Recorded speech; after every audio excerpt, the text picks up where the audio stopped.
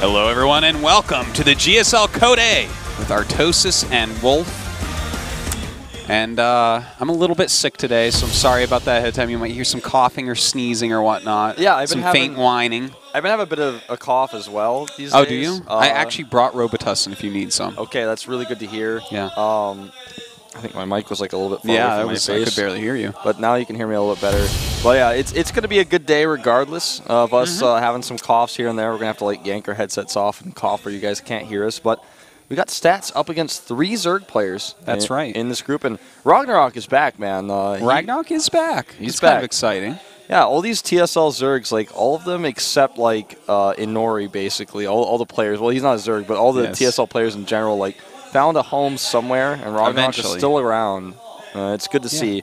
And even players like Center were able to get a team. You know, he got on Quantic. He was doing well for a while there, and it's good to see Ragnarok back because he just had so much potential, I have to say. He was very, very good back then, but with how long he's not been in the scene for, and looking at the rest of the players in this group, do you think he actually has any chance?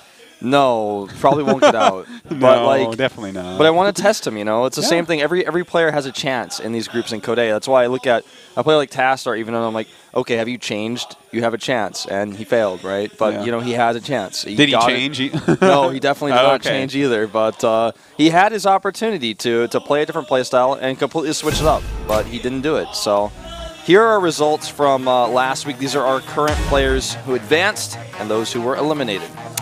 That's right. Looking at some of the big names for elimination from Code A.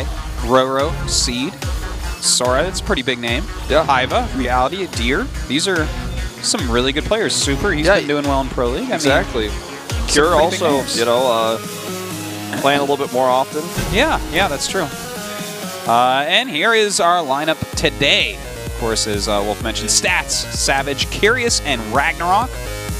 This is a pretty sick group, and it's actually really hard to decide who's going to come out of here because Ragnarok, he might have very strong ZVZ. We're not really completely sure about it. But of course, Curious is deadly as can be in every matchup, and Savage has been one of the best Zergs in the world for actually quite some time now. Just very quietly, he's been one of the best Zergs. Actually, that's really well said.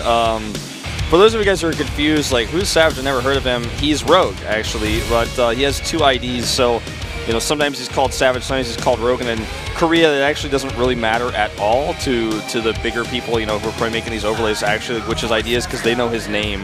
His name is Byung-do. It's really hard to pronounce, but that's what he's known as, actually, in Korea. So Savage or Rogue, whatever you want to call him. I guess I'm probably going to end up calling him Rogue a lot more often than I call him Savage in this group, just because that's where he made himself, actually, like in Pro League. The thing is, this like scrambles my brain when he keeps switching IDs like this, because I have to think back and I have to conglomerate all of, is that the right word? Conglomerate all of his things that he's done in the past under these different IDs into the same person in my head. I don't know if so conglomerate is the right word. Maybe collaborate? No, that's not right either. Like, whatever, you have to put them all together. I do. Well, anyways, I have to put together all the things he's done, and that's hard to do. So this was a bad move by him to keep changing his name. But anyways, here we are. This match is going to be fantastic. Stats against Savage here at the GSL Code A. To the left side of the map, in red, the KT Protoss is Stats. Stats is pretty awesome. Yes, he is. You gotta love Stats. He's like really good at air toss in this map, too. Yeah, he's one of the original air tossers. Over here in the top right. Savage. I'm sure all the British guys got a kick out of that one. Yeah. Air toss seems like a brand of Nike shoes. Like, oh, we got this new brand, Air Toss. Well, he would definitely be one of the first people wearing those shoes, that's for sure. He played on this map. Last time I saw him, a Mass Tempest style. He rushed for it. So cool. So neat.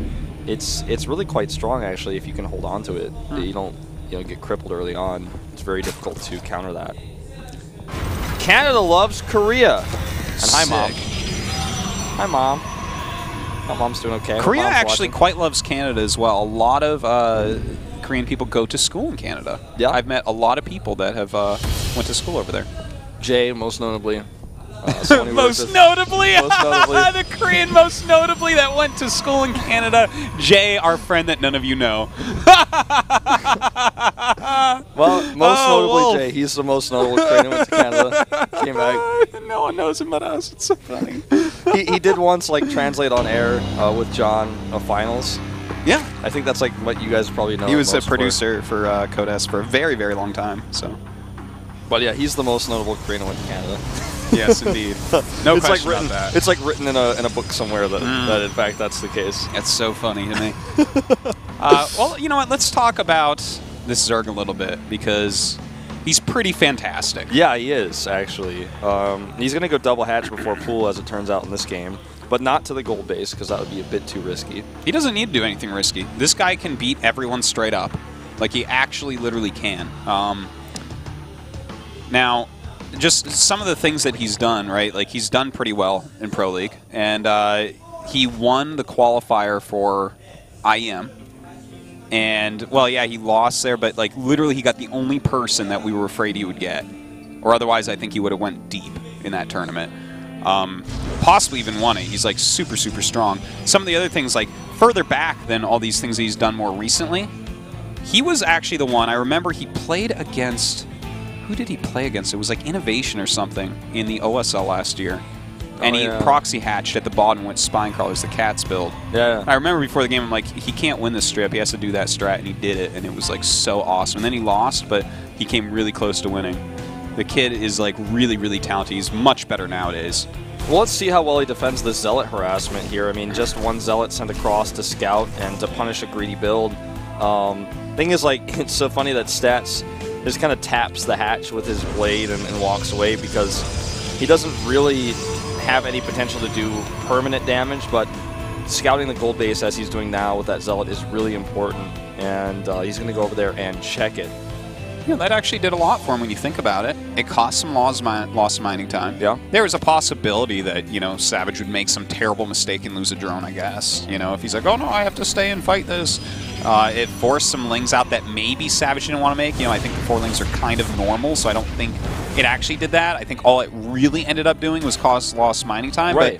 But that alone is a powerful thing when you're a player of this level against another player of this level. That's true. And, you know, he was able to just completely verify that there's no third hatch at the gold, too. And he also was able to scout that it was double hatch before pool. You can tell by that timing that that was what he's up against. So, he gets a lot of intel with that Zealot. And now that Zealot is going to be able to survive, walk home, and wall off the gold base, as you can see here. So let's see what Stats has planned. When you have this gold base early like he does, you have a lot more mineral mining, so you can actually warp in a lot of extra Zealots and put on some pressure that's not really permanent. See, he makes 4 Zealots here. He just wants to force lings to be made.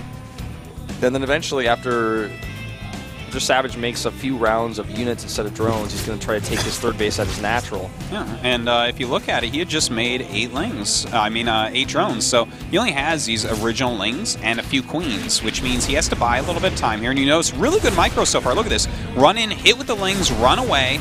He did that twice, and he really slowed those down. And the thing is, Stats is smart enough to know that lings are about to pop, so he has to run right then. Yeah.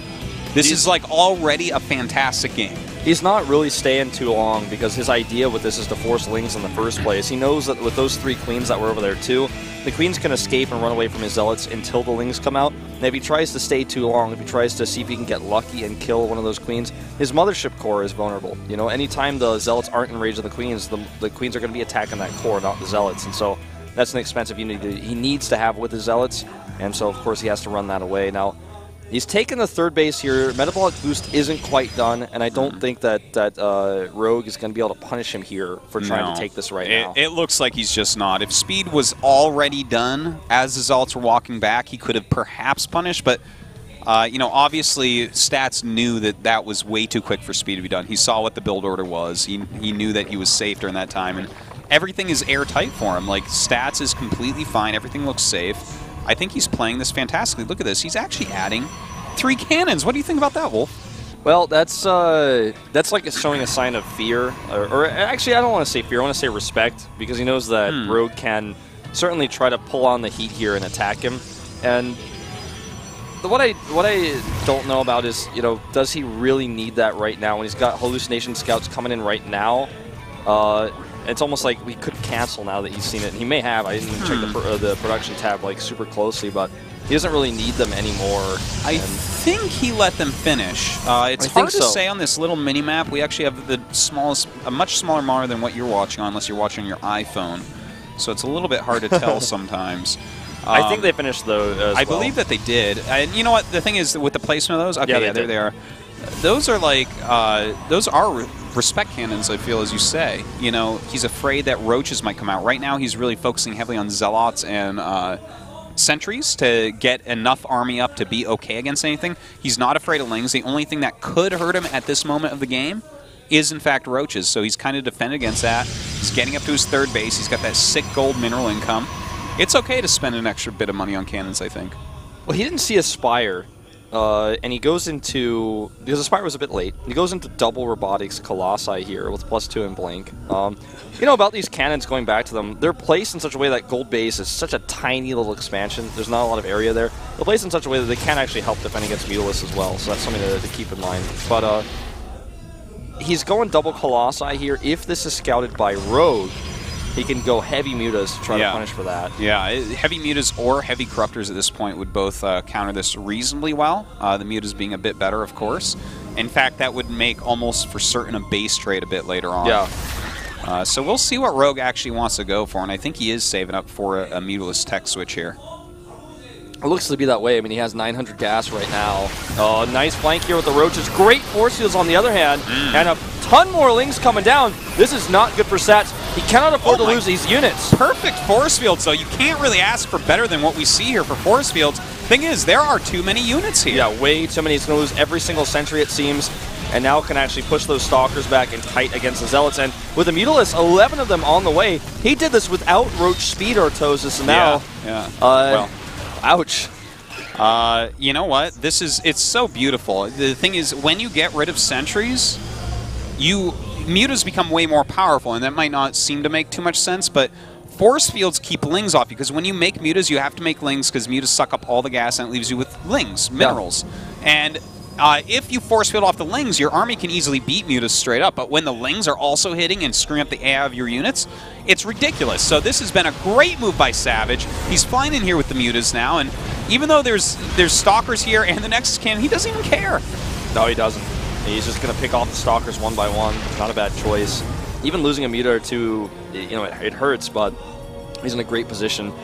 He can afford to do that, you know, arguably, because he's just keeping the stalker count low, which gives his Mutalisk that dominance. He has one Mutalisk loss versus a stalker. It's so much easier for him to make another muta. Right now, with how his economy is, with even 5th base now queued up and on the way with 80 drones, and there's no way that Stats come out. The Colossus tech that he has isn't even really that big of a deal. Look at this micro! Picks off 2 stalkers. We'll get a 3rd one, and all that bounce damage is really starting to take a toll on that Colossus as well.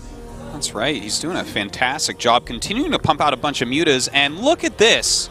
Already another base. So he's going up to 5 bases, mostly just for gas. And when you have 5 base gas going on, Zerg can do absolutely anything in the world. In this case, it's going to be just mostly mutas. Yep. And he's going to kill that sentry here, fly away. Kills a sentry, forces a Nexus cannon, and then flies away. It's like, this is just, we are watching pure value obtained by these mutas. Yeah, look at this dodge and stalker blinks. Okay, that was not the best control there at the last second, but he's going to get 1 pylon and we'll get the 2nd one. Oops. Bad rally there. A little bit of a mistake there by Savage finally, but you know, there's tiny mistake like losing a couple mutas to a bad rally when he's this far ahead. Not going to do that much. Yeah, well, I mean, how can Stats take a 4th? And his gold base, of course, is not going to last all too much longer. Indeed. These Archons are stuck, obviously not able to participate. You know, here's what I'm seeing, Wolf. I'm seeing no Psy Storm, I'm seeing no Stargates, I'm seeing 3 gateways added. I don't think he's going to take a 4th. I think he's just getting ready. Bases, yeah, like get some Archons, get some Stalkers, really max yourself out on a really good anti-muta, anti-ling composition, which is exactly what he's doing. You see he's morphing his Archons. Oh, he is going to take a 4th. Yeah, well, he's going to try to take a 4th. Yeah, the thing is, I think that it's a 5-base Zerg, so it's kind of a pain in the ass to try to base trade him. It's probably not going to work, but I can't imagine being able to take a 4th against this. Well, I mean, let's see why. You know, these Mutalisk can just fight the Archons straight up even. And once the Archons are gone, there's just not enough Stalker army here with the ground forces. And yeah, I mean, he will survive this. Yeah. But so what? You know, he still doesn't have a 4th base on the next round of units. It's going to be a big problem. 14 Mutalists on the way. He's got to be careful, though. I think he stayed a bit too long there. Yeah, I felt like he did stay a bit too long. I felt like he should have just waited till all the Lings and Roaches died and then flew away. That's like normally how you're going to engage with a Muta X army is you keep your Mutas alive because the bigger your ball gets, it gets like exponentially more powerful. But he still did a good job. He got rid of all the splash damage that was in that army, which makes his Lings, once again, far more powerful. Look at this base, cannoned up like crazy. I mean, I guess Rogue can go and pick off this gas because that's all that really matters mining-wise from this at this point because the minerals are almost out, but the amount of cannons he added there is almost like a whole base of mining in itself. Yeah. And this base doesn't have very many minerals left, and he's not going to have very many probes left there either if the Mutalisk harass continues. This base, again, will be canceled. There's no way he can have it. 3 cannons canceled. He's going to have to cancel the Nexus as well. He's not saving it. I don't care how many Archons and how many Stalkers are coming over. He's not keeping this Nexus. It's just not going to happen. You know, I feel like the 4th base, once again, it's a hard thing to do. If you don't have Psystorm and you don't have Phoenixes, you can't keep up with the mobility of the Mutas. The Blink Stalkers plus Archons, which is a combo that can fight against Mutas, is not mobile enough. The Stalkers are somewhat mobile, but the Mutas are far more. The Blink cooldown is a lot longer nowadays, and even if you're using Blink, they get ahead of the Archons, which you need in there. I feel like he should have just set up for a base trade, or he should have gone for something that's more cost-effective against Mutas. It's so sad to actually watch him even try to remake that base. You know what I mean? Like, that base is like not even worth remaking. He should more so focus, I would say, on the 4th. I think the reason why he chooses to remake that base is because it's kind of like a fortress, like a stronghold, that kind of buffers the Mutalisk away from his main base, as you can see here. Yeah, I agree. I think that's what a big part of the thought process was, plus he wanted to finish off the gas there, so it's like may as well. It's just not going to matter, though. There's too much damage being done, and this base trade that he's trying to go for now is too little too late. Infestors with pathogen glands are going to be popping out in a second to start help defending this as well. Well, it's like he's dealing a lot of damage all over the place. Are you ever going to get through those? No, not really. Not really. I mean, he could try to avoid them, but he has to kill them eventually if he wants to eliminate. He can't possibly kill buildings faster than Mutaling. Like, Mutaling really does kill bases very quickly. Lings have an insane damage output, especially since buildings, for the most part, don't have good armor upgrades. Yeah. You know, the Lings are just, they're savage against it. And then the thing is, he can re-rally all his units and come back and fight you at the blink of an eye. Yeah, he's basically not doing that because he doesn't want to. Yeah. He just wants to end the game. You know what? Stats opened very well. I loved some of his early pressure with the Zealots and everything. I thought he was playing great. The big mistake is when he walked out with that somewhat small army, and that was greedy. Let's be real about this. He was going 2 Robo Colossus. He took a quick gold. He made just a few paltry units. He went up to 2 Robo Colossus. He was getting all sorts of upgrades. He's trying to get Blink. And he's like, you know what? I'm going to walk down towards my 4th now. And that was a bit too greedy. Yeah. The thing is, it's hard to say, because if Savage just happened to not make that many units and move out, it works fine. Yeah. Well, I mean, a good assessment, Artosis. I feel like he was doing too much under false assumptions as well. He scouted several times with Phoenixes, and he was like, you don't have a Spire. What are you, hiding Swarm Hosts or something? Like, what is going on? So I think the choice to go double Robo is a safer choice than going additional Phoenixes scouting or something. Like, he has no reason to believe that Mutalists are coming his way yet. Yeah, if you see an Infestation pit but no Spire at all, I think it's fine to go double Robo. It's like, the Robo counters everything Zerg has except for Mutas, or Spire Tech in general, I guess. Yeah. So I think it was actually fine play. It's just that one move out that Rogue, Savage, oh god, this guy, that he punished him for, and it was like very downhill from then. Stats had to make a hard decision. Does he go for an all-in off 3 bases, or does he try to take a 4th? Both were probably not going to work because Savage, the guy is a Savage. He's so damn good. We saw that one mistake, and he made Stats look bad from there. And Stats is not bad. He looks like some of the Native Americans from Pocahontas, man. Like, that's how savage he is. Oh, well. You know, I never noticed that the Korean name for Altazim Stronghold looks like it says, like, Altazim Fortress Tournament. Like, I don't even understand, like, I'm like, maybe Tonamonta. Yeah, that's not I've seen tournament in Korean, and that's not quite I don't how think they that's spell it. Yes, I don't know what that is actually. Like, I'm really curious about that now. Maybe that's what a stronghold is because maybe it is. Well, can Savage take the 2-0 here, or is Stats going to get into his groove and tie it up 1-1? Let's find out right now.